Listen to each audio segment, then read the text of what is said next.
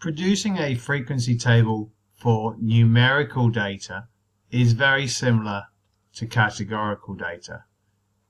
What we need to be aware of is how many groupings we can have.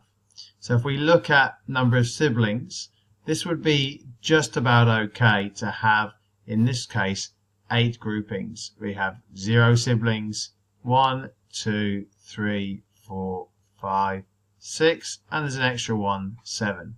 You wouldn't really want more than 7 or 8 groupings, because if you put this into a bar chart or a histogram, or equally you look at this in terms of looking for the mode, then it would get too many and it would get too dispersed.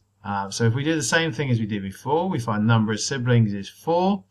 We can put a tally on 4, a 7, 1 there, a 2 there, a 1 here. See, I cross them out each time, therefore I don't lose track of where I'm at, and I can easily make sure that I'm following everything exactly. Another 4. Again, we go over to frequency and add up these tallies. 1, 2, 2, 1, 3, 0 for 5, 0 and 1. And again, want to check that they add up to the right number. 1, 4, 5, 6, 7, 8, 9, 10. Perfect. It adds up correctly. And as I said, the nice thing is with this grouping is we can see that the modal class would be 4 siblings. So we can see that it would be, the mode would end up being 4.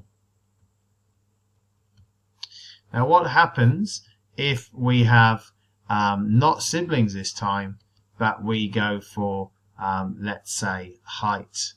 So this time we will change it and we won't do siblings, but we will do height. Well, we wouldn't want to write all the heights down from, where's the lowest, 155, in this case up to 178. We would want to do what we call a range. So we may do, and we'd write this, there's more mathematical ways of doing it, but for now we'll write it like this. We could do the 150s, we could do the 160s.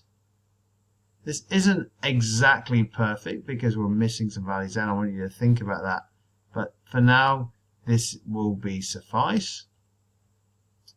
So these are now grouped frequency tables.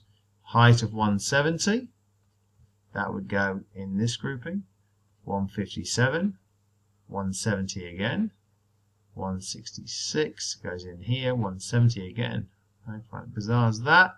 159 in the 50s, 174, 178 in here as well, go to 5, 163 goes in here, and 155. So again we do the frequency, 3, 2, 5, check that it adds up correctly. Yep, it still adds up to 10 people, and we can see that this would now be, this is the most common one, and we would call this grouping here the modal class. And that is how we can do a frequency table for numerical, both individual and for grouped.